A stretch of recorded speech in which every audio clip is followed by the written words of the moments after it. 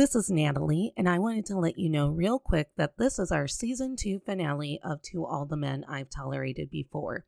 That means we will not be releasing any new content unless you are a Patreon member from the week of Thanksgiving until after January 1st in the new year. While you are waiting for our triumphant return for Season 3, please feel free to go re-listen to your favorite episodes.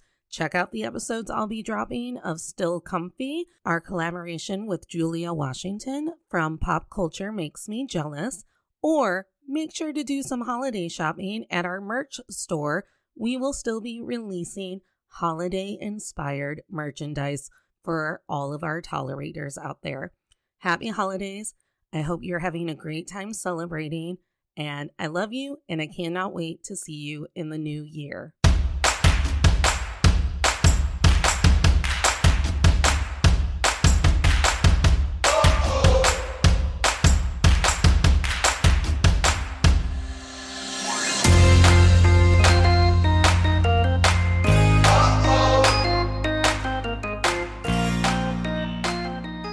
Hey tolerators, this is Natalie Katona, host of To All the Men I've Tolerated Before, the weekly podcast where if we're not telling you what women have to do differently than men because of their own goddamn privilege, I think like Tinkerbell, I have passed away.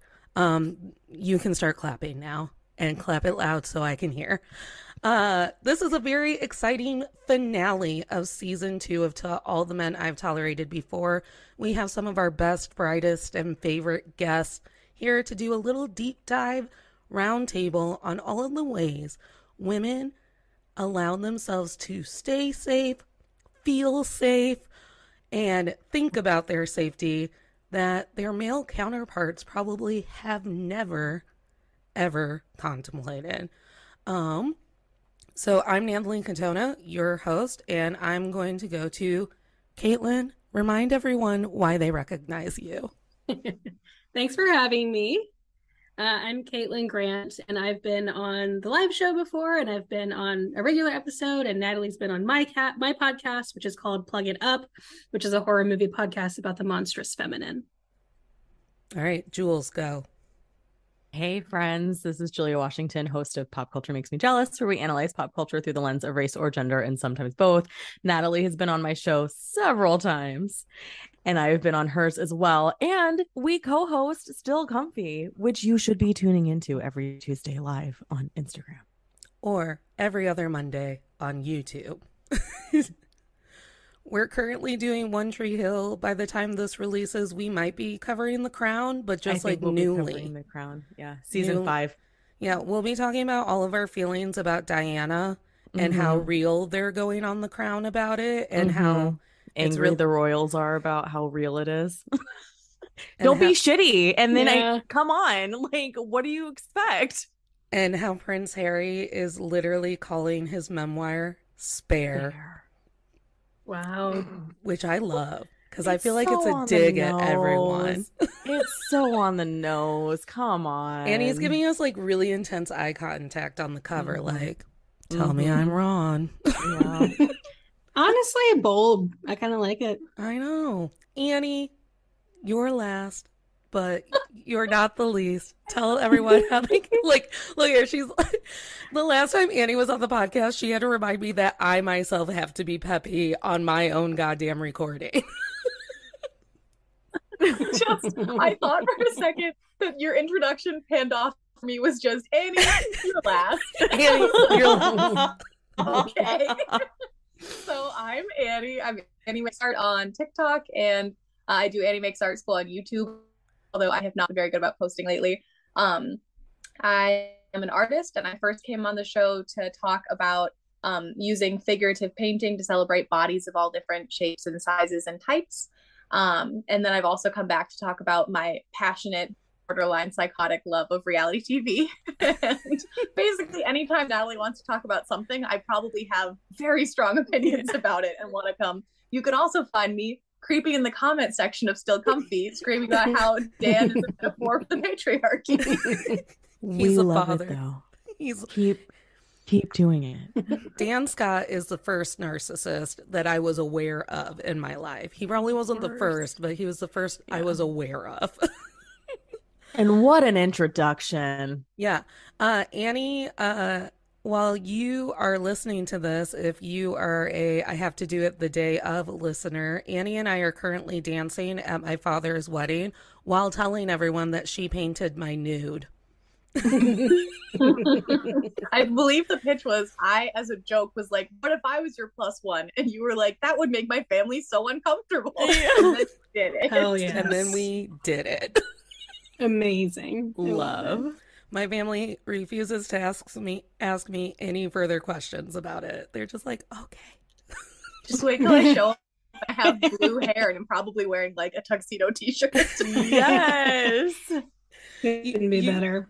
You were very polite and you went, well, what's the like dress code? And I went, I don't know, like formal, like casual formal, but like Midwest style in a barn. Like, I don't know what my family is going to wear. Where's Formal this wedding? in a barn. Formal in a barn. It's in Northwest Indiana in a goddamn barn. Mm-hmm. Barn weddings are tricky. I've been to several and you just do not know the dress code. So I say didn't- just not white and you should be fine. Are we I talking didn't know barn weddings were still a thing. Is this like Pinterest barn, like cute barn, or like barn? It's County Line Orchard, which is a place that like has like, I have a picture of me and my cousin and her first child riding the Moo train framed in my bedroom because I was so happy that I wasn't too fat to ride the Moo train that I made everyone take a photo of us. Incredible. I feel like riding a Moo train sounds like a mean thing high schoolers would say about hooking up with the wrong person. Oh my Yeah, god. it definitely does. Yeah. I feel like that's like been said behind my back at some point. I feel like I'm reliving old traumas. Oh. Well, Your next great American novel. Somebody hear it. let's talk about how this episode birthed in my brain. All of you were sent the same slew of text messages one evening after I left a fancy event with a group of people, and then I had to walk across town by myself in the dark at 11 p.m. and as a lone white man pretended like he was going to maybe approach me. I got my phone out and started to pretending to like talk to someone who gave a shit about me coming home. And I'm like, yeah, I'll be there in like 20 minutes. I'm walking to the car right now. The show was so good. When I got to said car, I couldn't just let the group of people know that I was safe. I had to make a point that I gave an Oscar award-winning performance in the middle of the street to pretend like I had a loved one at home that wasn't Penelope calling to see when I would be home. And I was met with the sarcastic remark, well, why didn't you just make that random man your boyfriend? Maybe he would have been nice to you if only you had given him the chance. Absolutely the fuck not. And that Was it a dude that said it to you? Of course it was a dude that said it to me. Yeah. You don't weird. Weird. Surprising. No woman would ever say that to you. No. Yeah. And then like you watched like the women kind of be like, oh, well, we're so glad that you're fine, because maybe they were second guessing like sending their friend off alone in the night.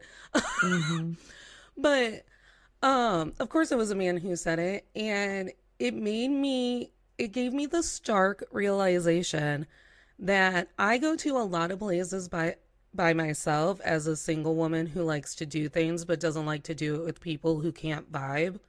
And there are so many things that I make sure go perfectly okay when I am out in public by myself, like phone being charged, knowing the exact directions to the parking garage, like making Having direct it screenshotted. Yeah.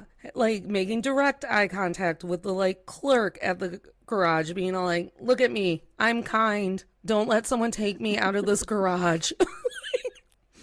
Notice that I drove in here by myself. Making sure that the like parking is a reasonable distance from all of the lighted areas when I'm at a concert by myself, and that I'm following the crowd as long as I can and keeping up with the crowd. And men don't. They just get to go to Garth Brooks and have a honky tonk of a time and then like stumble their drunk asses to their pickup trucks like nothing could ever happen to them ever.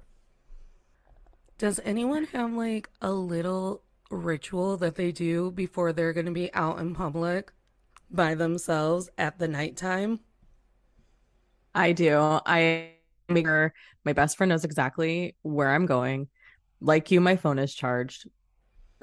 If I'm taking rideshare, I send my location and I send the rideshare information to at least 2 people, one in town, one out of town, because I talk to a lot of people out of town. And then I always make sure I have as little on me as possible. Like I hate carrying a purse because I feel like anything that could count as a distraction, right? Like, oh, I'm distracted by my purse. That makes me a target. And when my son was little, that literally was an ABC 2020 story where like women who are distracted, putting their children in the car, get murdered. Or it wasn't that hyperbolic, but essentially that's what it was, right? So then it's like, okay, so as few distractions as possible. So I don't carry a purse. I put my phone in my pocket. I've got my keys. Sometimes they're in between my fingers, even if I'm not driving, you know? Oh, just to... I have this, I don't mean to distract, but I wanted to bring this up on this because it blew my mind. I take a self-defense Muay Thai class. I have a coach that I work with, and I was talking about how all women are trained from a crazy young age to do the exact thing you're talking about, where there's the I was gonna say knives between your fingers. That's no, the keys between. That's the intent, though. That's so, yeah, that's the idea. Yeah. So you do the punching thing, and he said that what people don't realize is that you should only ever do one. That you shouldn't do between all of your fingers, because when you punch on someone, if there's a bunch of them, they're more likely to collapse and hurt your hand. Versus if there's one, it's gonna have a much more effective gouge. Yeah. So I'm like punching at the camera now, but I was like, wait a minute, why is it that all women know this and we have been given the information incorrectly? So I'm just saying, one key, ideally like your car key. Like I like actually travel with a knife everywhere I go, and I travel a lot for work alone, and we can get into what that's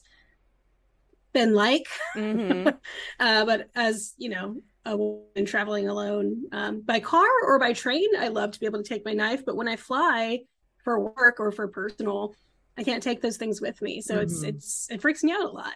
But that's why I choose as much as I can to travel either on the train or in my car, and especially in my car, I've got even more sort of safety precautions. But I also have one of those cars that when you shift it into park, the doors unlock, which I was like, a woman did not design this.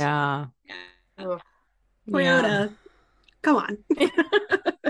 Yeah, but at the flying thing, though, whenever I'm in the airport, because I used to travel a lot for work as well, my previous job, and I would always chat up the TSA agents, chat up everybody, like very much like, hi, I'm at the here. Cameras, like, look at me. Let's have a conversation. Let's do something that's quasi memorable in your shitty day because you work for TSA. And just always buy something at the airport, even though it's ridiculously expensive. But then I know I'm on camera. There's a transaction showing where my last location was. I don't know if that's too extreme and crazy and why I've watched too many kidnapping shows. I don't know. But it is definitely one of those things where I'm like, I need there to be a paper trail before I disappear if somebody were to snatch me. I think, Natalie, you were talking about like men just not having to think about these things. I think it would blow a lot of like straight cis men's minds to understand that kind of thinking of like making sure you're on camera. The fact that like every woman who's ever gone like on an online date has sent like screenshots of the profile, pictures of the map, like everyone like putting their phone tracking on. They're like, when he kills me, here's how you avenge my death. Like it's like, and the person receiving that text is like, oh yeah, got it, of course, because we're all so used to it. I do also feel like it's worth definitely mentioning that this is something that particularly is brutal for the trans and non-binary as well. Very much so. Very much so. And this also came about because TikTok made me angry, and a lot of white cis hetero men will get a lot of clout for being like quote unquote aware that they make us feel icky. So they'll like get onto TikTok and be like, I was in a parking lot and this woman wanted me in front of her where I could see her, and she kept like changing the pace of how she was walking so she could see me at all times.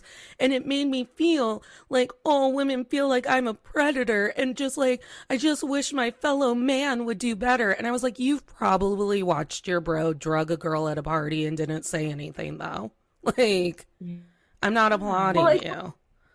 Even if guy is a perfectly innocent, wonderful person, that's a weird thing to be a victim about. Like, as a white person, I'm allowed to try very hard to not be racist, but I can't be mad if someone from another race is like, I'm suspicious of how white you are. Like, yeah. I get it. We've got a bad track record.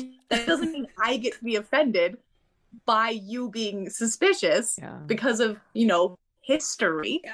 Yeah. And lived experience. There's so many scenarios where there are women who are like, I've been down this road before. My flags are flying. I'm very concerned.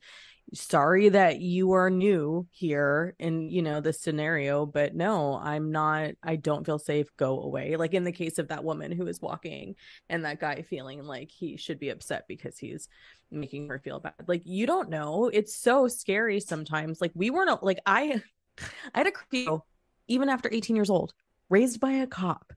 I had a curfew even after 18 years old because my dad was very clear and knew, like, of all the girls that are going missing in our community, now it's everybody because it's trafficking. But in the 90s and the early 2000s, it was mostly brown and girls. And so it was like, oh, and now that I know that, I'm less bitter. But being 18, graduated from high school, and all your friends are out until 2 and you have to be home by 11:30, it sucks. But it was a safety precaution because brown and black girls are missing from our community. Well, and as much as in the moment you're like, oh, that's so unfair, as a parent, is there anything scarier in the entire world? I mean, it's absolutely not. Absolutely not. And that's the reason why our moms, you know, they say things that feel really shitty. It's out of an abundance of caution from their generation and from their era. And even though things have improved now, just a smidge, you know, they're saying these things as a way to feel like they're helping us protect ourselves. Yeah. Well, it's almost, now that the language is more understood, it almost feels like it's co-opted sometimes too. Like, Natalie, you were saying that TikTok, and Annie, I was thinking about what you were saying with men not having to think about these kinds of things. I went on, this was back in February, March, something like that. I went on a first date with this guy I met on Hinge, and we were having like a decent time. And then he was like, do you want to listen to music in the car? And I was like, in the car? I don't even know. I've known you for like 45 minutes. Like, what are you talking about? Like, that is fucking insane. Like, that is not anything that, and like, only a cis white hetero dude would think that's like a chill thing to ask somebody to do on a first date, especially because we were told never go to a second location. No. You're not coming back. That's your dead zone. And I've done the thing where I screenshotted the profile, I shared the location of the restaurant. Well, I shared my phone location, but also like told friends what restaurant I was going to and at what time. Like, no, I did the precautions that I was supposed to do. I'm not going to your car to listen to music, which, like, I do genuinely think that's what he wanted to do. But at the same time, have a shred of self-awareness about how that looks and sounds. That's literally how Law and Order starts. Yeah. Like, the total lack of self-awareness on his part was just astounding. I've been creeped out on a date enough to where I called my friend and I said, I'm on my way home, but I'm going to take longer because I'm going to change my route and go to a bunch of different places. Like, I'm going to get soda from McDonald's and food from Taco Bell and a coffee over here to make sure that no one's following me home. Like, if he thought, oh, maybe it'd be easy to follow her home, that he's eventually going to get bored and frustrated because I'm going to 18 different places. We're running errands, baby. Yeah. Actually, you bring up a good point too, Natalie, because every place I've ever chosen to live, it's always been, is there a garage? Because I do not want to have to park outside. I do not want to have to walk a distance to my door. It actually gives me a lot of stress thinking about that. I had this, which is like every major city, right? Like I can't live in a major city with that fear. one time when I was living in Seattle, I was driving home from work, and it was like pretty late out, and there was a car that was behind me that I noticed was like the same car was following, was like way up my ass.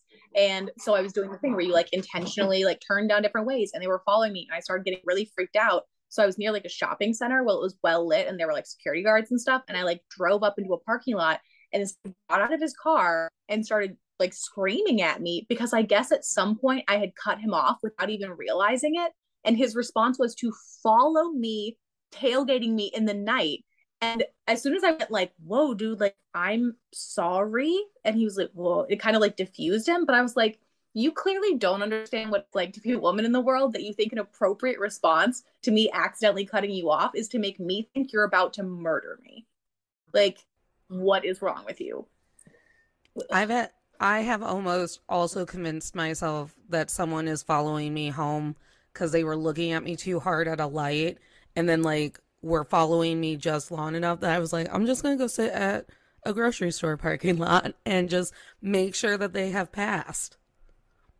Yeah, my dad always told me if I felt like I was being followed, just go to the police station, drive to the police station. Mm-hmm. That's deterrent, because where I live, it's not that far from anywhere to land at the police station.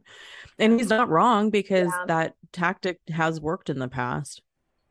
I've been pulled over by a shady cop though, and one of my coworkers told me, oh, I know that guy, he pulls over women because he thinks that they're pretty, and then he gets to like talk to them for 15 minutes. I'm like, what a guy.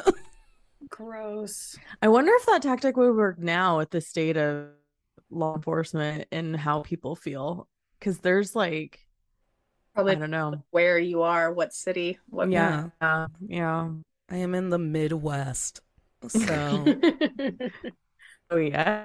I also feel like there are ways that other women are very aware of the other women in the room. Whereas it's like, I'm not only concerned about my safety, but I'm going to go out on a ledge and make sure that you get home safely too, because I'm not watching your ass on Dateline. I have had multiple bartenders at some of my favorite haunts tell me that they know that I bring dates there and that they're watching me while I'm having my date to just like make sure that my body language is okay, like everything's going okay. Back when I dated.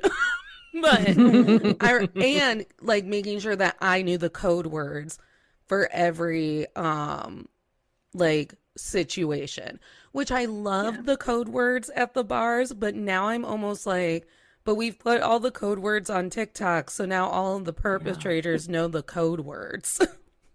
Yeah. But it's still nice though, because at least if you say it, there's someone else that heard it. Yeah. And maybe it'll scare them off, but it all comes back to like, we shouldn't have to do that, of course. But. Yeah, we always did.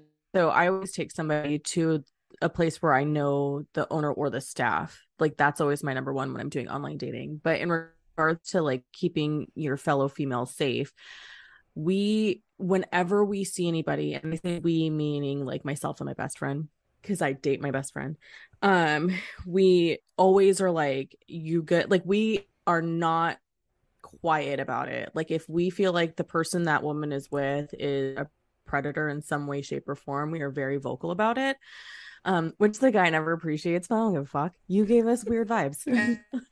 One time there's a concert in the park series that happens, and it goes into like the sun goes down, it's the summer, so it's late, right? It's like 10:30 at night, and people, they get a permit so people could drink in public, whatever.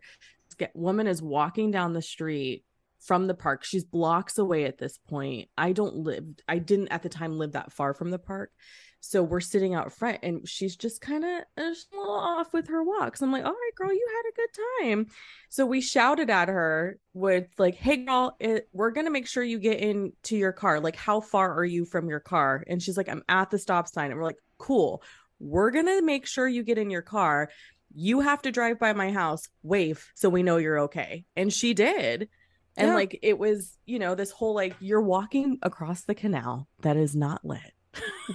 by yourself. She probably shouldn't have been driving. We probably should have offered to get her a car home. But it's stuff like that. It's like, hey, you know, we're just gonna keep an eye on you. Give us a little signal that you're good, or we need to like call the police. Thumbs up if you're okay. 2 blinks if you want us to call 911. Yeah.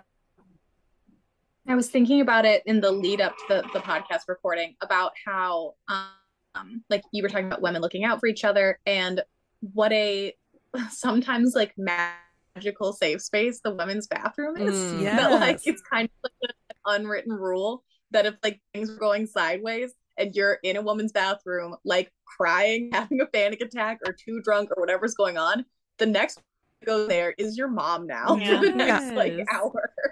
Yeah, it's a good space to be in. That's really true. Yes, I have puked in many a bar restroom where someone has always called me sweetie, gotten me like a Dixie cup of water, maybe had mouthwash on them because they're like, we've been here, we've got this.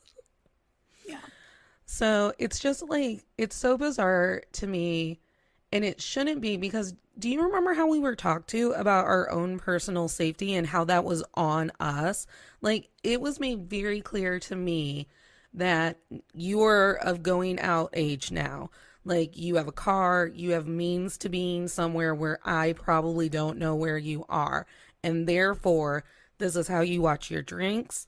This is how you look out for your friend's behavior. If you think that someone is messing with drinks, this is how you dress and look if you don't want attention that night. And like, this is how you get yourself home safe. And it feels like, and again, Jules, you brought it up earlier, like our mothers had to do a lot of programming for themselves that they then had to pass on to us as like, this is how I feel safe that you're safe because you're aware of these things. But it also, like, for us perfectionists and type A's out there, it's like, oh my God, if I get kidnapped, that's my fucking fault. Like, I did all of the things right, and so still went home with a sleazy guy. Mm-hmm. Yeah.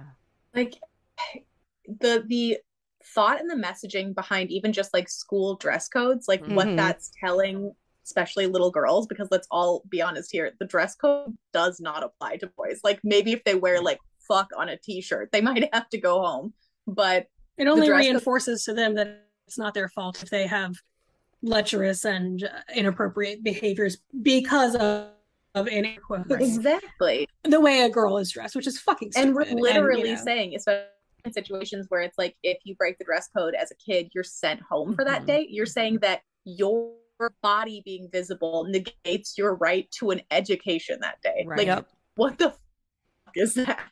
Yeah. Yeah. And two, just the onus of like, oh, you've gotten a little too drunk, so clearly it's your fault. But, you know, sometimes people don't understand, especially when you're starting to drink for the first time. You don't understand what the different types of alcohol does to you, how it's going to affect you, but it's immediately your fault for getting too drunk and something happening to you, when really you should just not be fondling drunk people. Yeah. Like, that's just bottom line there. So there's no room for learning or grace when you're female at all. No. It's always the intention. And we talked about that on the Monica Lewinsky episode, where it's like, you're clearly manipulative and trying really hard, but really the truth is like, I'm learning, I'm an adult, I don't know, this isn't, you know, they don't do how to manage your drinking 101 in college. Like, that's not a thing. Well, and they do how to not get raped in college, I mean, but you know, but again, it still places the responsibility on the woman to make sure she's safe and not drinking too much, and that perception. Because of all of this victim blaming mentality that's constantly like ingrained into us, it's shocking how many women of like our generation or older, it probably is applying to the younger generation. I know like a lot of women around my age group, I've had conversations with them where they're like, a real trauma or assault in my life I didn't understand was that until a decade later, because for so long my understanding was that I was to blame for it. So I couldn't feel victimized by it because it was my fault, which is so like, you can't process and work through something when you're coming at it from that perspective. Right. Well, and I think that So I thought about this today, so it's not on the outline because I'm an asshole. But there are also like certain ways that women have to keep themselves like mentally and emotionally safe too, that plays a part in the way that we've been bred to believe about our physical safety. There are so many, like my therapist finally broke me of it, but after after the end of every abusive relationship, I would just look at her and go, well, I know better. I go, I know what gaslighting looks like and I know what manipulation looks like. And I don't understand what it is about me that insists on continuing to let these men hurt me. And she's like, nope, that's not what happened. You don't know that someone's a hurtful person until they hurt you. Well, and there's nothing a person can do to fully ensure their safety. There's nothing. Right. There are people who live lives as total antisocial hermits who one day someone could break into their house and assault them. There's nothing you can really do to fully protect yourself from the outside world. And a lot of the steps that you could take to try and move in that direction also close you off from some of the really positive experiences of romance and friendship and all of those things. It's impossible for the blame to lie entirely on one person in a multiple person situation. Right. I feel like laughing at the jokes that aren't funny is like a really great example of how like we will change our personality and like mask a certain way to make sure that the other person who's telling us a comment or a joke or whatever doesn't like amp up and get more volatile. Well, it's that too of like, oh, well, you were laughing at his jokes. And I was like, yeah, because I didn't want him to murder me. Like, I wasn't flirting. I was just kind of ensuring my safety so that I didn't have it escalate, be like, that's like a defense mechanism in and of itself. I can't say how many times I've tried to explain to different men that I know that ghosting for men is a douche move. Ghosting for women is a defense tactic because the number of times I tried to gently reject a man and he's completely lost his marbles about it. At a certain point, I'm not saying that ghosting is cool or a good idea or feels nice for anyone involved, but when you're afraid for your own safety, maybe I'm gonna be rude then. And a lot of times you'll say that and a guy will be like, well, yeah, if you're talking to someone who's like super aggressive, then don't do that. A lot of times they don't get super aggressive until you reject. It's that classic thing of even just, being catcalled and they're like, hey, beautiful, hey, gorgeous. And you don't respond. And they're like, fuck you. I hope you die. And you're like, wow, that was quite a switch flip. And it falls into that whole concept that we are here solely for the pleasure of men. Right. So like we are not allowed to have autonomy for ourselves of ourselves because we are here to serve you and to make you being the general men happy and successful. And so even though we've made progress in creating opportunities for women and growing beyond that, there's still something that's very innate in men. I had a friend recently years ago break up with somebody, and he did that. He did the 180 on her and like, fuck you then. And she was, I'm sorry, what? Like they were together for 5 years. She was so floored that he had that in him. And again, I was like, he doesn't realize it, but he believes that we are here to serve him. It's not until you reject them that you trigger it and they get indignant, or they're just like that either like you just don't know until something happens. I mean, any of us who watch crime, which from the sounds of it I'm guessing is all of us, is aware of the fact that probably 90 times out of 100 the stories that get covered are woman and man are a couple. Man gets bored or tired or horny or angry or whatever it is, and in those situations, like we're talking about with the victim blaming, it's easy for people to be like, well, why would you be with someone like that? No one is like someone with that at the start. Nobody starts out like that. The relationship devolves, or sometimes out of the blue dramatically change for reasons that she can't necessarily see coming. Scary. Well, and Jules, what you were saying about sort of like the idea that men think that women and other genders exist sort of like for their pleasure. My current partner is non-binary, and we went to a barn wedding, actually, Natalie. A barn. Not in the Midwest, but in the West, a few months back. And my partner is non-binary. Their voice is a little bit more feminine, so they often get read as more feminine, but they are non-binary and present as androgynous is their intent. And we were at a wedding and we were dancing together and having a good time like you do at a wedding, and this guy made a threesome joke to us, which like inappropriate, disgusting. And my intent, like if I felt safer in the space, I might have said something, like might have reacted more angrily. But we were also in fucking Oklahoma where half the people had a gun on them. Half the people were already looking at us weird because we were the gays in the situation, according to them. And it's like, what did I do in that moment? I kind of just was like fake laughed and walked away, even though what I wanted to do was fucking like nuke this guy from orbit, but I knew that wasn't a safe space to do it.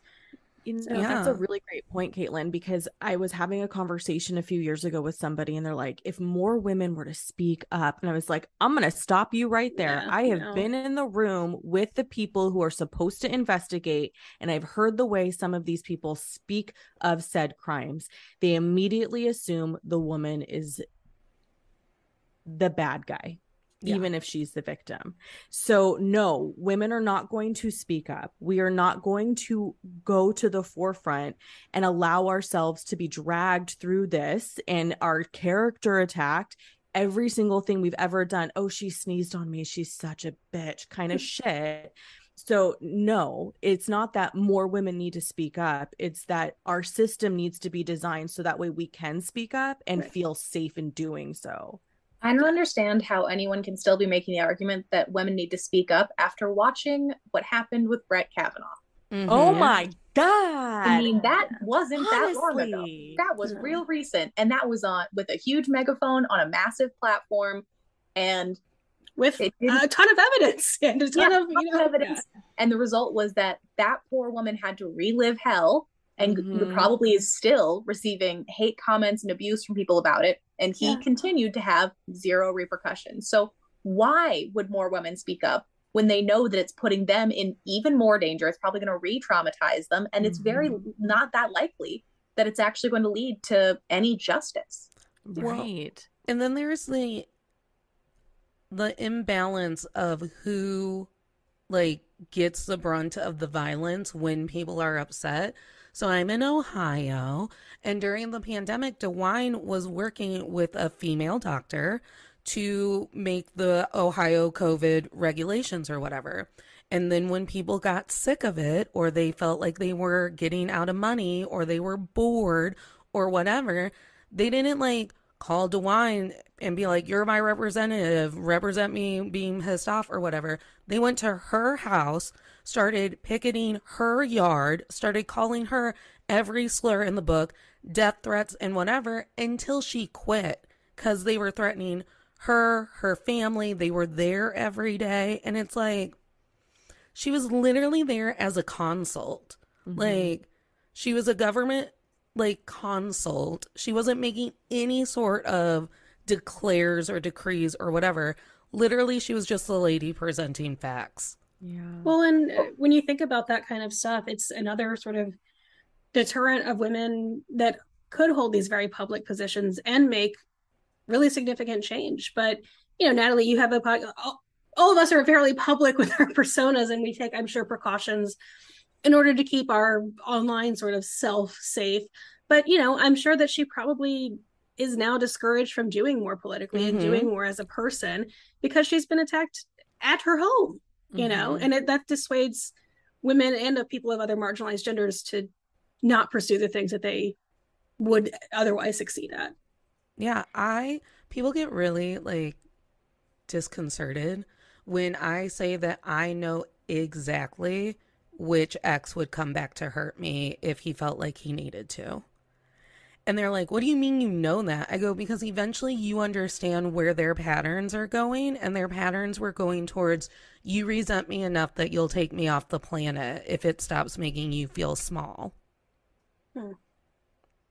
Yeah, it's interesting. So something back to feeling safe in your own environment or whatever. I recently moved and I lived in a space where for 10 years, you really couldn't access my front door without, a couple of hurdles. And I really loved that because it made me feel like I was in a fortress. And now I find myself looking looking at the window at the door all the time, or looking at the cameras all the time, because I hear things that I didn't hear before living where I was before. I hear more street noise now. So it's like, why is there a car driving by? Let me make sure they're not parked in front of my house. Like, who's somebody coming to the door? And I found that it actually really bothers me when delivery doesn't ring the doorbell to let me know they've dropped something off. Like, my food was delivered yesterday. I heard the sounds, I heard the door. There's no doorbell ring. So then there's something on, I look out the window, there's something on my porch. And that made me feel really uncomfortable. Mm-hmm. Like, announce that you've delivered something to my house, please. You were so close to being inside my home. Yes, there's a door and there's a window, but these things are not barriers if someone is determined, right? I don't know. And that was a new one for me, where it was like, oh, I don't like having a front door exposed. How can I build a barricade?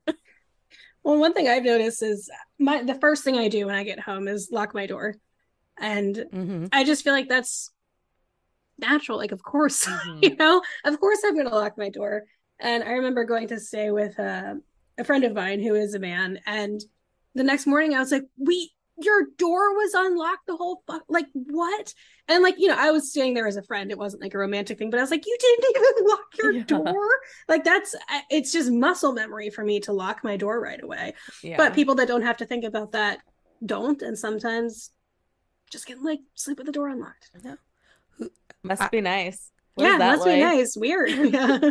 I have a heavy object on my bedside table. Sometimes it is my really thick block, like Bluetooth speaker, because like it has a good grip on it. Sometimes it's a really large book. Sometimes I'm like, I could probably lift that lamp if I needed to in the middle of the night, but like it's always something heavy and it's always something blunt. I have a knife in every room of my home, which is maybe a little much, but I do have a knife in every room of my home. I probably need to get a knife in every room of my house. They let Brock Turner move back to our neighborhood. He's just walking. I have always been a very paranoid person, and growing up, I lived in not the greatest neighborhood, and so I would hear like sirens at night and things like that. And there was one night where, I don't know, I was hearing some weird noises outside when I was like in high school, and my parents were home. Like, there was no reason for me to think there was danger, but I gotten freaked out and I got like a kitchen knife and put it on the bedside table. And the next morning my mom was like, you're the heaviest sleeper I know. You do understand that what you've done is given the theoretical person who broke in a weapon. You're not going to spring awake and grab it. They're now going to have it. And I was like, okay, this is not helping my anxiety, Mom. Well, that's what I always say, like, when you have a weapon, because like I carry a knife in my purse, and then I have knives in my home. And they're like, you're statistically more likely to be hurt by your own weapon than you are to have used it successfully. And I was like, look, like, this is for my peace of mind at this point. Like, in theory, whatever, but I have it here because it makes me feel more safe. So Elizabeth Kyle was supposed to be here tonight, and then, life finds a way. But her mother, when I bought one of her mother's t-shirts, sent me, it's like a kitty cat keychain, and the cat ears are very, very sharp and could blind someone if I needed to blind someone. And she just like wrote, like, this got thrown in because I want you to think that you're safe and know that you're safe and that we're thinking about it. And I was like, okay. I got to meet her mom over the summer, and like I could just still weep about it. I love that. The best. Both Elizabeth and her mom. Elizabeth and her mom.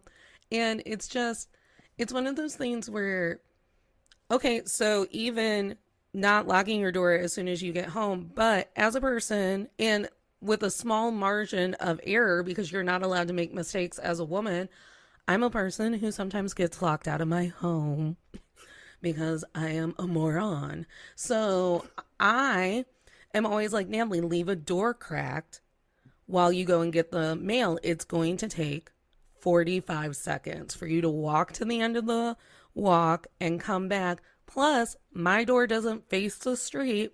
It faces my lovely neighbors who track everything that I'm doing. Because when you own a condo as a lady, your neighbors are older ladies who are like, we're always watching, baby, who's coming in and out of your house, even if it's just to gossip about you. Yep. But I'm one of those that crazy was when I lived in an apartment building and would have to go downstairs to do the laundry. Mm-hmm. And I was like, I don't want to leave my door unlocked. And, you know, I've lived in various cities where that's been the case, where it's like, I don't want to leave the door unlocked. But also, it's so annoying when you're going up and down multiple times to locking it. But then you hear stories about the one time someone doesn't, and then they come home and find somebody in their house. Right. My sister came to my first apartment, because now my shower is a glass door.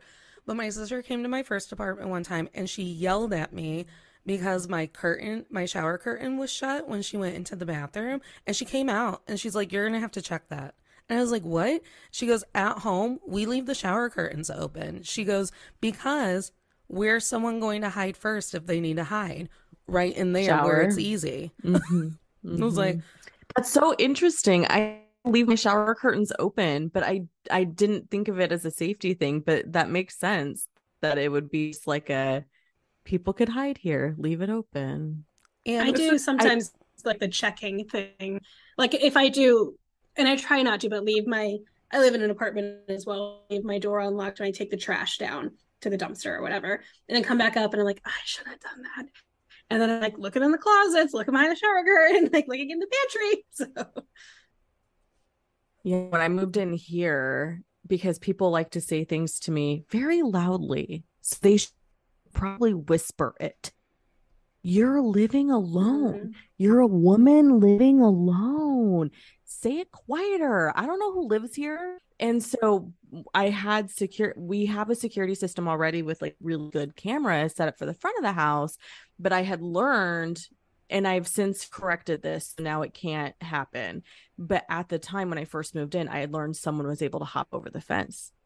And I was like, don't like that, because the cameras don't catch anything in the back, right? So I had security people put sensors on all the doors and windows on the back of the house so I could hear it pop open. Somebody opened it. I've since rectified the ability to hop said fence, but it was definitely one of those things where it was like, yeah, the people here, you know, managing the property before I moved in wouldn't have considered moving things that allow people to hop my fence. Well, and the fact that we have to keep it secret that we live by ourselves.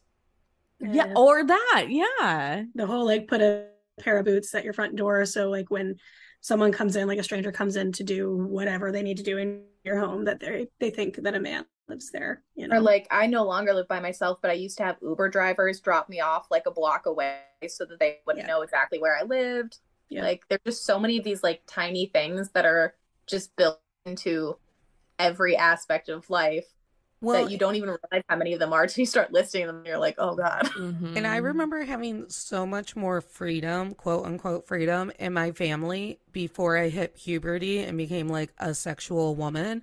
We were at Gen Con this summer, and Gen Con is in Indianapolis, and Indianapolis has a skywalk that goes through all of the hotels and the convention center and like, and when I was a child, because we've been going to Gen Con for 15 years, my parents would literally dump us into the convention center and be like, "We'll text you for lunch." And my sister and I would literally walk the city, be in the mall, be in a hotel, be whatever, doing whatever the fuck we could because we knew how to get around the skywalk. Well, this year at Gen Con, here I am, 33 years old, and I'm going to stay downtown to meet up with a couple of friends who are also at the convention after my family eats dinner. And my dad is kerplumped over it. He's like, "What do you mean you can't? Okay, but when is your friend meeting you?" I go, "I'm going to walk back to the convention center where I have been walking for decades of my life. And then I'm going to sit at said convention center until Natalie tells me where I'm going to meet them." And he's like, "Okay, well, okay. And then once your friend comes to get you, you need to make sure that you don't leave them." And I'm like, "Okay." And I just got it. And my brother-in-law was like, "Now, Natalie, don't take your 30 years like walking around a city." I was like, they never thought of me. When I was just like a flat-chested moron, no one ever thought about my safety. Which is when they probably should have, because as we've learned, they like to snatch them when they're little. Yeah. Well, it's also kind of the thing with having like the pair of boots by your door to make someone think that a man lives there. What's really frustrating is the whole like it's easier, unfortunately, to wear a fake wedding ring when you go out because it's easier to get someone to leave you alone when they think that you belong to someone else, particularly to a man, than it is to just say, you know. And it's just like that's the most patriarchal thing. It's just it's so infuriating, disappointing. I think it just comes back to the idea that none of it's actually about you. It's about them looking at their own reflection in you, like what it says about them if you reject them, where they're not as offended if you're already with someone else, so you can't be with them. Then it's not about them. It's not that you don't want them. I think that's the reason why a lot of aggression ends up being pointed towards non-binary, trans, genderqueer people, is because I think that for that brand of like hyper aggressive masculine man, the idea that someone would be biologically male and would reject that identity is like threatening to their own masculinity. It's like that's a rejection of them in a way and makes them angry. Or they're attracted to that person and that makes them angry. It's like it's such a fragile thing. But you know, that's interesting too that you say that, because I see a lot of that too when being biracial. I see a lot of that too. Like there's a lot of negative speak about like if somebody can pass or if somebody's darker or what have you, and it's just a really you could take those same layers and apply it to having a biracial or multiracial identity. One of the things that really boggles my mind in the last few years is I will watch male friends watch me react to something, and then they almost have like a running list in their like head, and it's like, am I still a good person because look how violently Natalie reacted to that, look at it. And they're just like, and they're doing it silently. They're not asking me like, hey, am I still a good person? I've done A, B, and C. But you just watch them have this like spiral right in front of you. And you're like, well, I wonder how the math shook out on that. I remember I was at a New Year's party, and I hate New Year's Eve. It's my least favorite holiday for so many reasons. But I remember I was at a New Year's Eve party one year, and there was this like big group that was trying to rally to go someplace else, which like, ugh, first of all, that sounds horrible. But the one guy was telling this other guy, he was like, look at like how much side boob you can see. And that's just in our friend group. And I was like, are you fucking kidding me? I was like, these are like, we're supposed to trust you when we go out. And this is how you're trying to convince another man to join us. Like, that's disgusting. And I called him out on it. And then it's like, oh, Caitlin's such a bitch. Like she's making it uncomfortable. And I'm like, no, you made it uncomfortable. You're the one that made it uncomfortable. I'm pointing out your behavior and trying to, in the same turn, let these women know that that's what you said about them. Yeah. It seems to me like one of the concepts that straight men have the hardest time getting into their heads is that the majority of the time, in most cases, even when women are dressed up or dressed in a way that is beautiful or sexual, they're not dressing for you. Right. Like the whole idea of like, oh, you wouldn't dress that way if you didn't want that attention, or, you know, she was asking for it by dressing that. It's like, again, you're assuming everything is about you. Those side boobs were not necessarily for your eyes. Not for you, dude. And the effect of that, like when I remember in health class one year, I was in health class freshman year in 1999, and there was this case in Italy that our health teacher brought in, and the judge threw it out. It was a sexual assault / rape case, and the judge threw it out on the grounds of she was wearing pants. So if she was wearing a skirt, he could believe it, but since she was wearing pants, she had to have helped him in some way. And being 15 years old, hearing that, it took me a very long time. And I love dresses. I love skirts. For the frillier, the sparklier, the better. But I spent probably 4 or 5 years wearing like the most dowdy shit when it came to dresses, with like tights and then shorts and then like all the layers, because like I didn't want somebody to do that to me and then someone else say, well, you clearly wanted it because kind of shit, right? Like it's like had such a negative impact on my 15-year-old mind. That's such an example too of how like you cannot win It's like, if you're not wearing enough clothes, then you want because you're asking for attention. If you're wearing too much clothes, then you must have wanted it because you helped them get into all the, like, where is the correct amount of nakedness for you? Yeah, right. Oh my gosh. Puritan status, and nobody wants to go back to that. One of the thoughts that I was thinking that night that I was walking by myself was, you're not even wearing tights tonight. Because I was wearing a skirt. We had been out to something fancy. And it I was like, warm, right? Wasn't it kind of like a springy summer night? Yeah, it was summer, spring. Yeah, it was summer. It was full-blown summer. And so, yeah, because I think I was in LA when this happened. Yeah. And we were like, yeah. So I wasn't even wearing tights, and I was wearing like really like flippy floppy like ballet flats. And I was like, you're fucked if you have to run. You're fucked if someone knocks you down. You're just fucked is what happens. And like, why didn't you think about that while you were getting dressed tonight? That's always something that goes through my mind when I'm getting ready for something. Is I feel so powerful when I wear boots, like combat boots. And they always feel so good, but that's not always the vibe. You know, that's not always like the fashion choice that I want to make. And if I want to make an impractical shoe choice because it makes me feel good or because it makes me feel like I look good, then I want to be able to do that without thinking about, could I run in these if someone was chasing me? So I did the ultimate, probably maybe unhealthy thing, and like literally trained in every pair of shoe I owned that was 2 inches or higher, so I could be the person who's running in her fucking stilettos to get out of a scenario. Yeah. I am a stiletto runner, but couldn't do it now. Is because growing up, I was like, I modeled everything important in my life around the X-Files. Yes. I As you well should have. Yes. Married David Duchovny. I wanted to be Scully. I don't know why he's the actor and she's the character, but it's not important. All I know is baby me clocked that she could run in heels and shoulder pads like nobody's business. And I was like, okay, important life skill. Got it. Yeah. Got to be able to run in heels. Well, and do I have a pair of tennis shoes in my car just in case?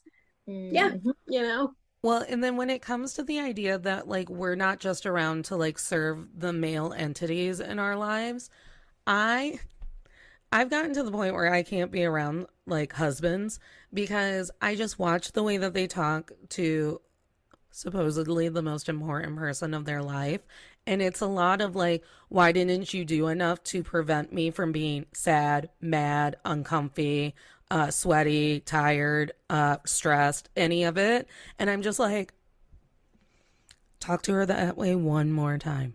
Do it she is one not more your time. Mom. Yeah, that's the worst. And when I share these stories with some of my friends who know my other friends, they're always like, you know, I'm just so surprised. You think that, you know, being your friend or close to you or whatever, they would have just gotten it by now. And I was like, well, here's the thing. I go, it's sad for me to feel this way. I go, but every day I get more intel and more evidence of the fact that we were all led to believe that a lot of the guys in our lives are safe, and that's why we allowed them into our lives, because we're like, of course, I am so smart and I am so wise and I run a podcast calling out male behaviors. I wouldn't have a nasty one in my circle. But then what ended up happening was all of them, and I think it happened on the same morning, they woke up and they went, hey, we think someone took like an inch of our power and redistributed it to like the women and the gays and the people of color. Ah! And they all got a little bit more fragile that day. And then they saw another news story and it made them a little bit more fragile. And then another woman released a book and they got a little bit more fragile. And then some dating scientist said, straight men, they aren't very dateable anymore. And they just got a little bit more angry. And now we're living in the consequences of that. But I mean, it's not like they used to be chill about things. No. I mean, I don't disagree that there are a lot of fragile egos in the midst of shattering currently. And that a lot of what we're dealing with politically, globally, is the result of fragile male egos not handling things well, not handling the blows to misogyny and white supremacy and all of these nasty things that are being challenged. But that almost implies that like that this wasn't already like this. Right. And this is all such longstanding institutional bullshit. And it just lives within them until it comes out. Yeah. This might be a dumb question to ask, but do you feel like the younger generations are doing better on this front? Like, obviously, old people run this country and are fucking it up, but do we feel like the younger people are doing better? They have Andrew Tate now. Oh God, Andrew I forgot Tate. About him. Yeah. And the Try On Guys. the other side of that coin, though, I think that if it weren't for the younger generation, I don't know, like talking about things and being unafraid to say certain things, I don't know if I would have had the language to understand the experiences I've had, not just being a woman in America and the shit we've been through as such, because there's the obvious stuff, right? Like there's the things we all know about because they make movies about it, like in Working Girl and whatever, Erin Brockovich and Thelma and Louise. Like, sure, that exists, but the subtlety of things, the nuance of things, if it hadn't been for Gen Z being like, y'all fucked up and here's why, I don't know if I would have been able to understand deeper the pain that I experienced, because it wasn't allowed to be pain until someone gave me the language to say like, oh no, that was actually not good for me. I also feel like I totally agree. And I also feel like that generation has a much less concrete feeling of what gender needs to look like and like the roles of masculinity and femininity. I think that people are becoming more and more comfortable with having different gender identities, talking about where they fall in sexual spectrums a lot earlier. So maybe that'll help with making people less threatened by things that maybe call some of those things into question. I don't know. I do think that there's a really big backlash among very traditional and conservative communities, and like a big return to like traditional values, and that's swinging the pendulum in the other direction. Well, because I'm very proud of like feminist Gen Z, I'm very proud of queer space Gen Z, I'm very proud of like BIPOC Gen Z, but unfortunately there is like a huge contingency of folks that are finding like these like MAGA values and like these Andrew Tate type of values. And there are a ton of people, not just young men, that really latch onto that. I was a teacher, a high school teacher for a few years, and I was both really encouraged and really discouraged simultaneously by what I saw. And I feel like, I don't know, I just feel like some of it's going the exact right way that I want to see, and some of it is like, ooh, the reaction to that is really strong.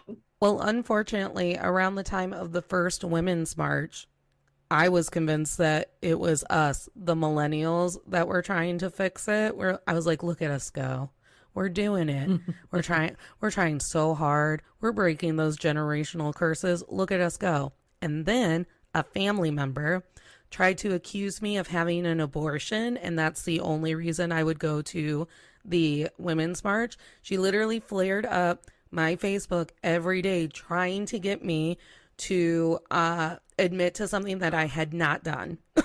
She was like, but why would you go? Why do you care about that? I go, I care about sex education and how it needs to be around consent. Okay, but why would you go? Well, I believe that women should be safe at the doctor. Well, why would you go? And like and I knew what her end goal was.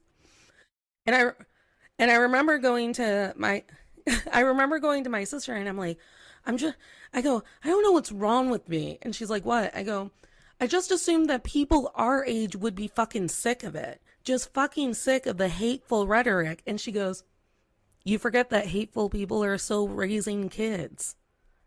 And I was like, I think that's part of what's so hard about, the echo chambers that we live in can trick us into thinking that that's what most people think. Like I lived in New York and Seattle, which are both pretty liberal places, for a long time. And then for work and crazy life reasons, I spent a year in Florida. And I was like, oh, that's not like a couple crazy people on Twitter. That's like whole states full of people that are like that, are like really like that, vocally like that. And even in progressive bubbles, there are like, you know, I live in Richmond, Virginia, which is very progressive, and then I go up to DC a lot for work. And when I think of DC in general, I think of like progressive young people. Then I'm like, oh, there are like a lot of conservative thought leaders here too that are my age of all gender. Well, not of all genders, let's be honest. It's like really shitty, like Tommy Lauren types, and like, you know, it's okay to call her by the wrong name. Yeah, that's fine. She does. Yeah, fuck her. But like, I'm like, damn, I forgot that even in spaces that I assume are going to be spaces that kind of reflect my values, it's here too. Fuck, I think too, what's easy to kind of, sorry, Natalie. I think too, what's easy to kind of forget. Yeah. Sorry. To forget, like, so my mom's in her early 70s, so she's the generation of the 70s with the bra burning and like give us a bank account kind of shit. And even prior to that, there was a lot of like the movement to allow for equity and equality isn't new. It's existed for centuries. What's new is that we have technology to amplify what it is and to actually highlight and to sort of stop the gaslighting that happens when people are like, no.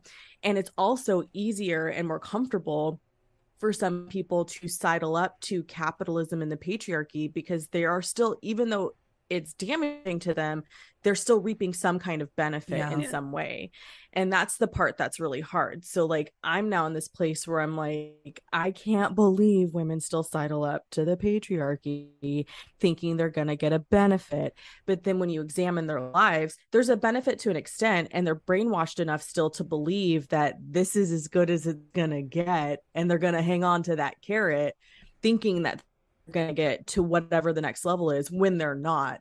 They're going to get taken out at the first chance that will happen, but they can't see that because they're still sort of in that, like you talked about. I think somebody said something about echo chambers. I can't remember who. It was Annie. Yeah, going back to that. Yeah, the echo chamber where it's like, I'm safe here, and then even when people in that scenario get hurt or screwed over, it's still hard to have that reality check of like, what, it's back to the victim blaming. It's all my fault. I did something wrong. So it's cyclical. And how do you break that cycle for folks who are very comfortable in that arena?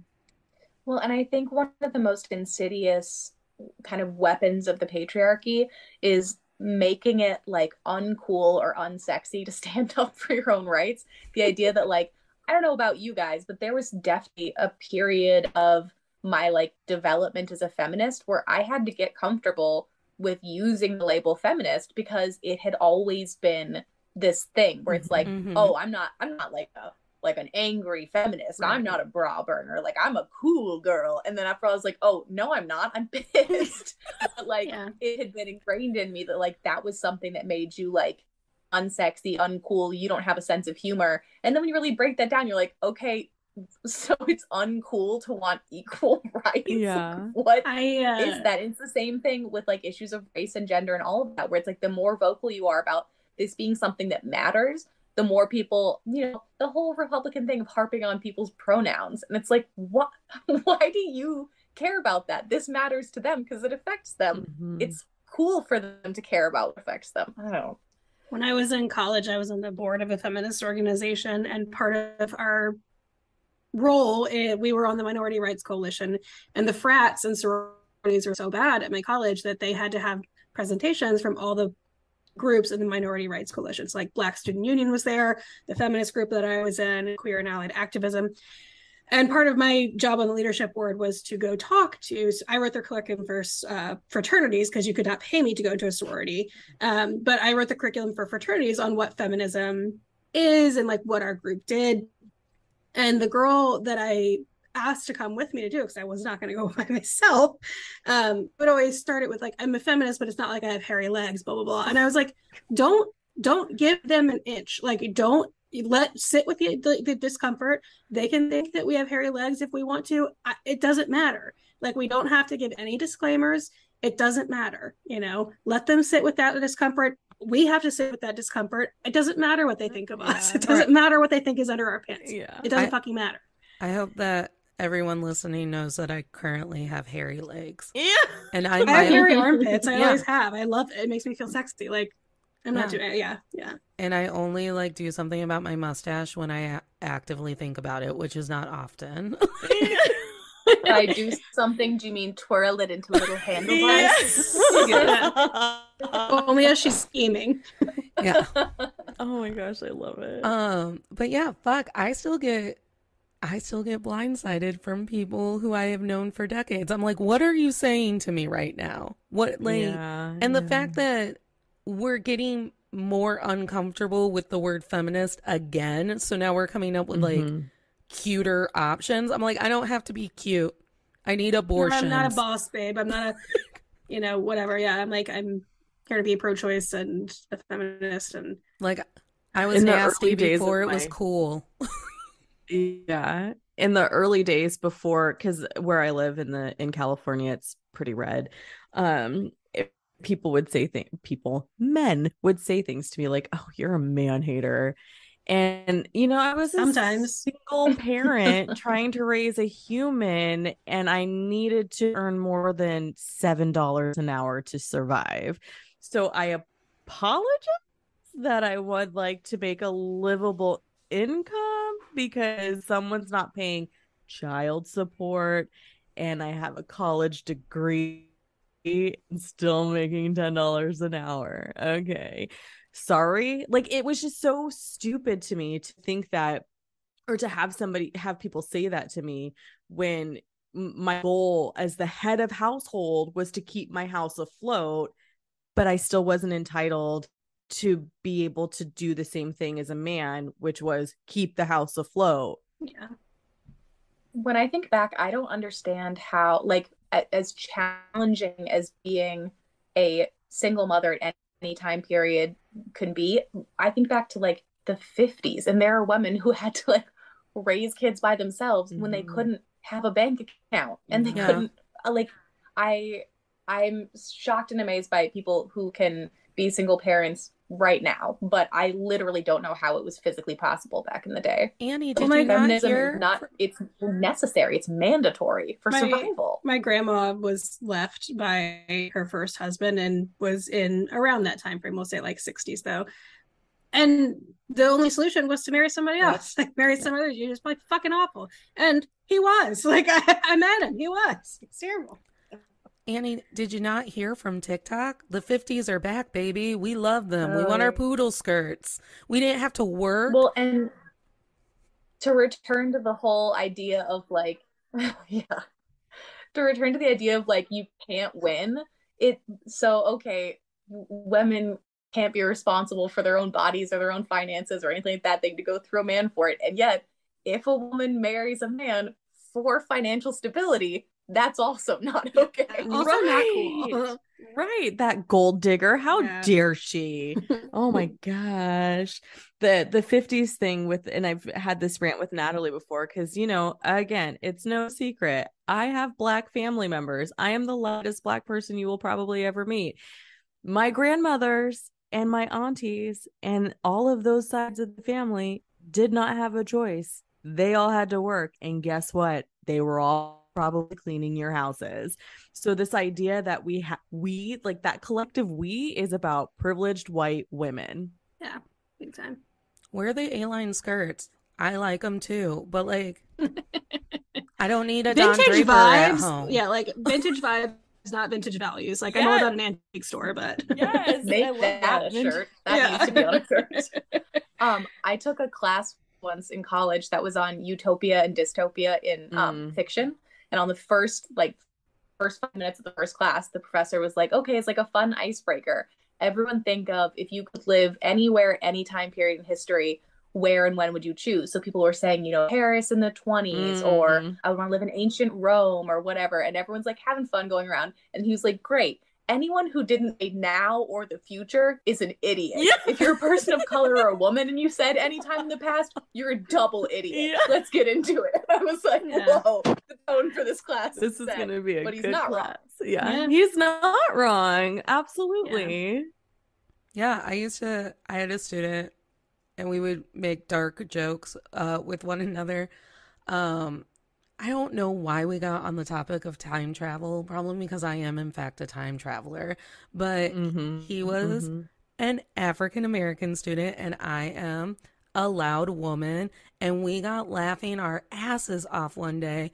And another teacher walked in and he went, "What's the joke?" I go, "We can't time travel. It would be bad." Yeah. Where's the lie? Where's the lie? Oh my gosh. I just feel like I don't know. I just feel like it really is a no-win situation. Like, I don't know. I just struggle with when people are in positions of extreme privilege just based on their, age, race, gender, all of that. A lot of their inability to even acknowledge that. Like I saw in one of the debates, I think it was DeSantis, barf, who was like, they want to teach that America was built on stolen land, and it just wasn't. That's facts. I was like, excuse me, sir. You're so cute. What facts are you talking about? Shall we talk about the truth of the Alamo? That wasn't even a part of America yet. Like, that wasn't a U.S. area. That was straight up Mexico, and these foreigners pitched a fit and asked the U.S. government for help. Oh my God. I just, and I feel like I just want to sorry, I just want to clarify. I mean, foreigners, I was referring to the U.S. citizens who moved out of the country and into Mexico and then got mad that the Mexicans didn't like that they were there. Rightfully so. Well, it's like bad news for all of the white people who are mad about foreigners coming here. It's like, you guys. Yeah. It even sorry, go ahead. No, they'll even say, they'll be like, I'm Irish, I'm German, I'm whatever. And it's like, okay, so you get that means that your people are from, again, not here. Yeah. Not here. And I feel like that whole like 50s housewife thing is obviously in a less genocide-y scale, is exactly that, of being like, remember when being a housewife was so cute? And it's like, no, I don't. It was maybe a little cute for like two very rich ladies. I love having my own money. Yeah. I love being able to drive my car. I love being able to not need a man. They were legally allowed to hit us in the 50s. Like, we were told to stop making a fuss if we went anywhere with a black eye, and they were like, "We have special makeup for that. I don't know why you wouldn't do up your face." And if you were like, hey, it would be cool if I had some rights, we're like, straight to the insane asylum with this one. She's lost her mind. Her uterus is driven her crazy. Have you guys seen that movie Hysteria, starring Hugh Dancy? Yeah. I have heard of it. Movie. I have not watched it. Like, helping women masturbate left and right. It's so good. And he's like, I've invented this device to help because supposedly like the release will make them less insane or something. I don't know. Isn't it weird that that like literally they came up with the science that like making us come would make us feel better, and yet they won't ever make us come. Never do.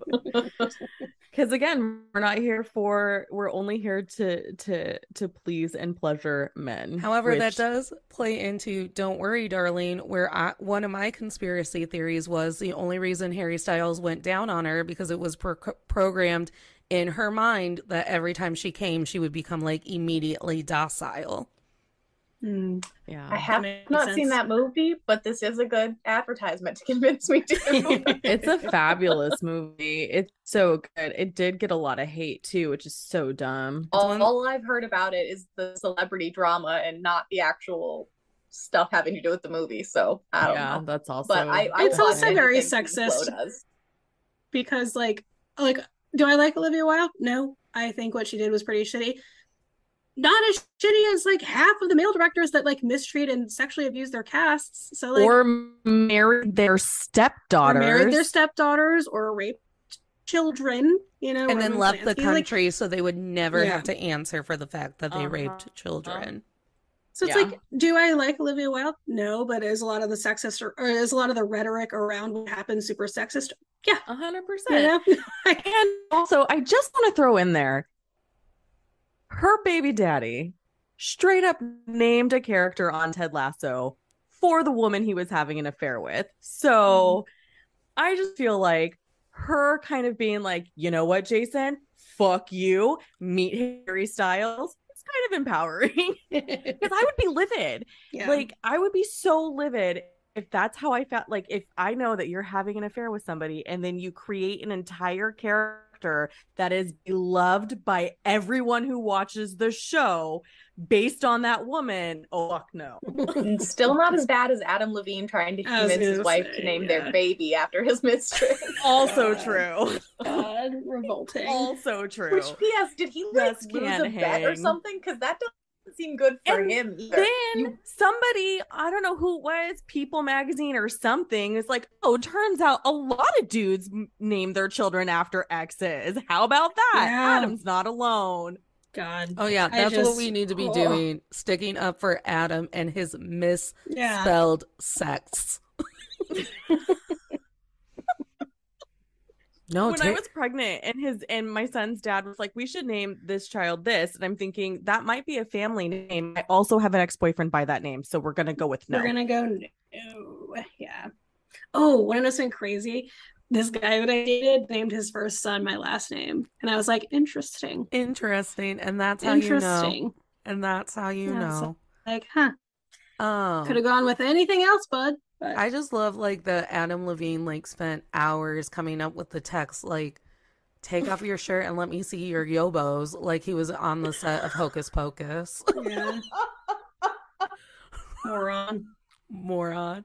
I listened to a podcast that hides behind a Patreon wall, and they were saying on one of the hidden Patreon episodes that one of the hosts lives in LA, and that she'd had a time where he was like a girls' night out and they'd met Adam Levine. He like stepped outside for a cigarette or something, and she talked about the experience of watching the group reaction go from like Twitter pated excited to like, this is the stupidest man we've ever met and it's a huge bummer now and no one knows what to do. Like, we gotta get out of here. It's been nice talking to you, because apparently he is dumb as a brick. Rumor has it he has a teeny It might have taken him a while to write those messages. Rumor has it he has a teeny tiny penis. I love that this podcast about women's sex has turned into us slamming Adam.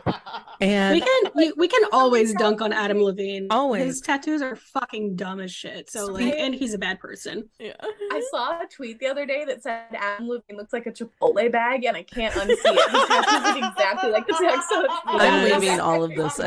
Yeah. I am.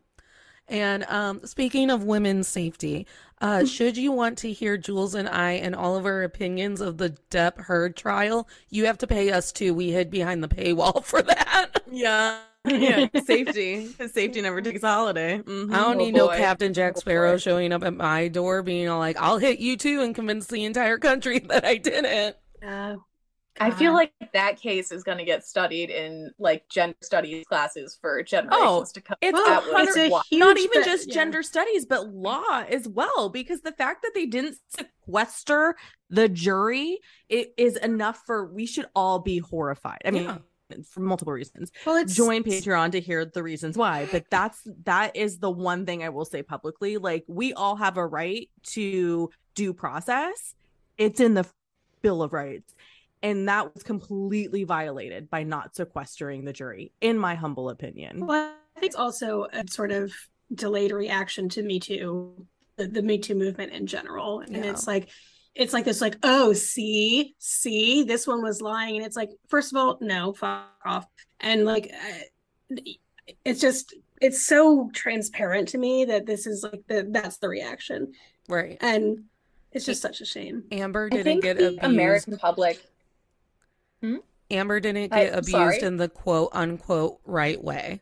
Right. Yeah. Exactly. Yeah. She wasn't. That the American public has a really hard time with the idea that people aren't necessarily just good or bad. Yeah. That there can be people who have done shitty things who also were legitimately victimized. Yeah. And that could be applied to both of them. Yeah. You could say he is a shitty person who was victimized. You could say she is a shitty person who's victimized. That doesn't change their shittiness or their being a victim. Correct. You don't have to be a perfect victim. Exactly. Yeah. It's the same thing, Natalie, you were talking about, like talking to your guy friends and seeing them doing the math of like, wait, am I an asshole in that way? And I think it's that same thing where they're like, well, I'm a good guy or I'm a bad guy. And it's like, or maybe you're a good guy who sometimes fucks up, needs to acknowledge. Or maybe you're a bad guy who's working on getting good. I don't know, but it's not as clean cut as you're the villain or you're the hero most of the time. I recently went through that moment a couple of months ago because I was like, oh shit, the news was talking about something, and I was like, huh,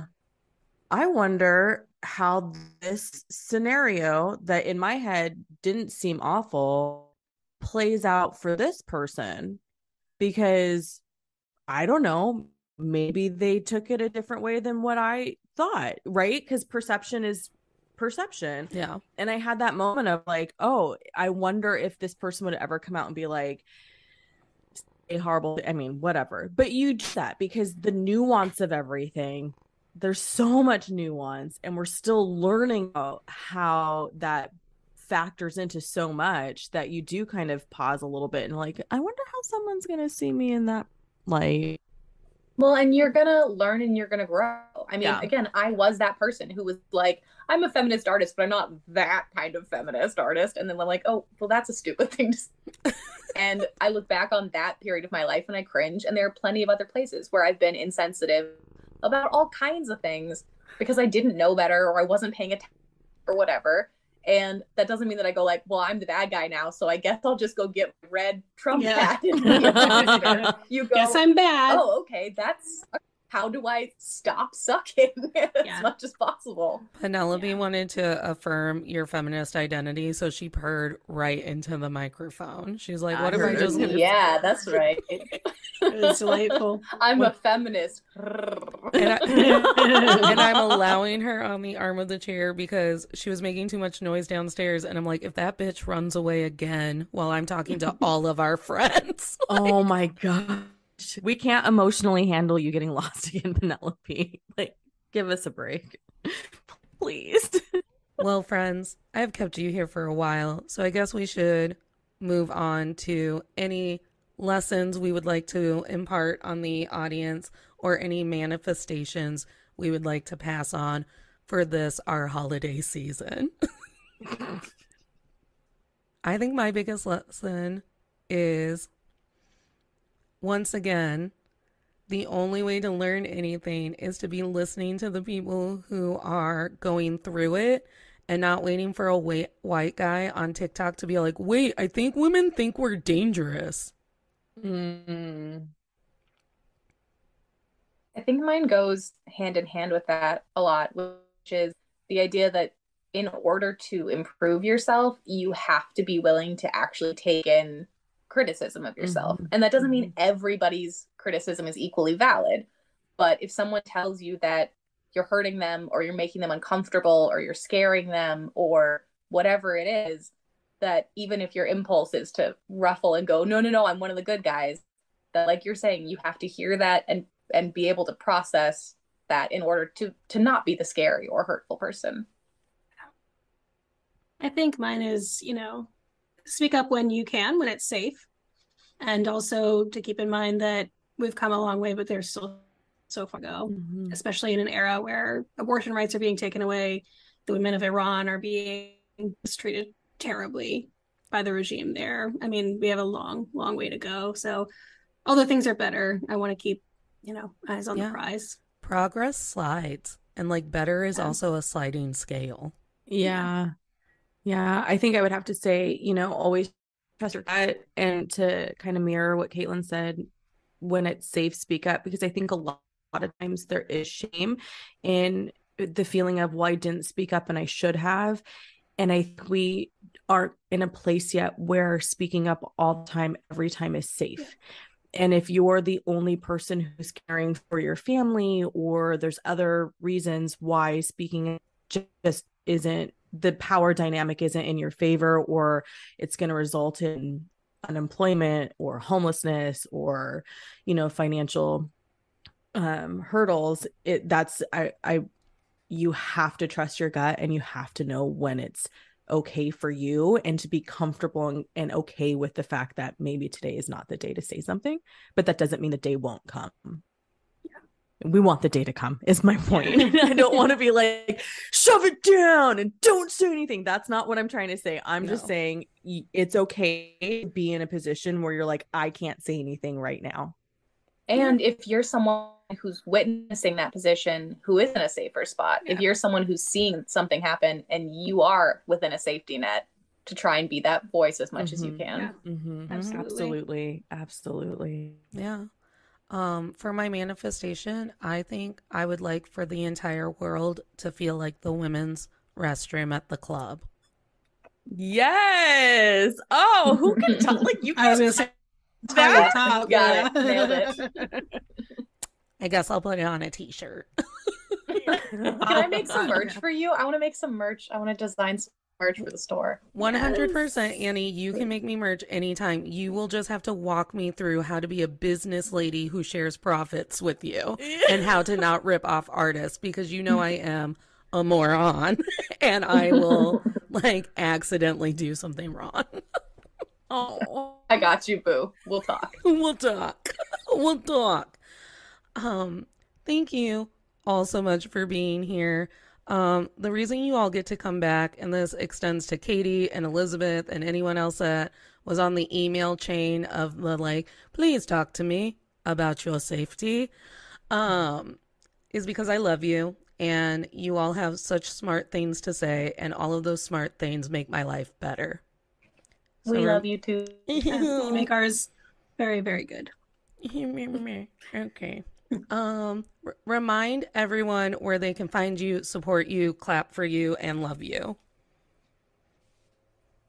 I'm Plug It Up Pod on Instagram and Twitter, and if you would like to talk more about gender in horror movies, you can listen to Plug It Up, my podcast. Caitlin, I did say that The Wind was one of my favorite scary movies during my Scary Movie Live on Instagram. Yes. I'm so happy to hear that. I put it in my write horror trivia, and I host horror trivia once a month at a local brewery, and there's a question about The Wind. And there we go. Scary on the Prairie. Yeah. Scary on the Prairie, baby.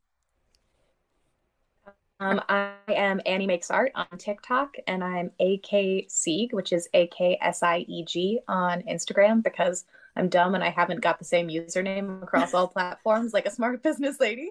And I'm Annie Makes Art, or Annie Makes Art School. I don't remember which, on YouTube.